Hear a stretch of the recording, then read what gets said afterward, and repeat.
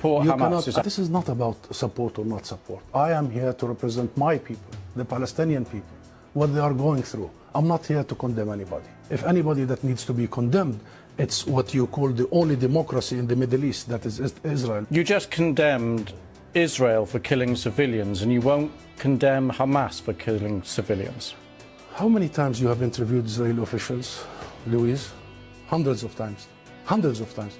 How many times Israel have committed war crimes right live on your own cameras? Do you start by asking them to condemn themselves? Have you? You don't. You don't. You know why I refuse to answer this question?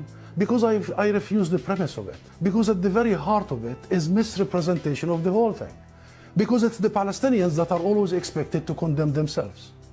I mean, come on, this is a political conflict. We have been denied our rights for a long time. So this is the wrong starting point. The right starting point is to focus on the root causes. By BBC and the mainstream media for 75 years.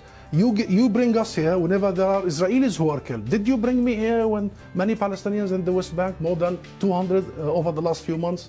Do you invite me when there is such Israeli provocations in Jerusalem and elsewhere?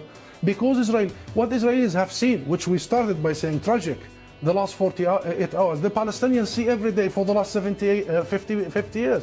You know the situation in Gaza, you've just described it. This is the biggest open-air prison. Those people, 2 million, have been taken hostage by Israel for the last 16 years. Perhaps this is about time we abandon this rhetoric, very dangerous, this framework, and we start giving people the real ugly truth sometimes.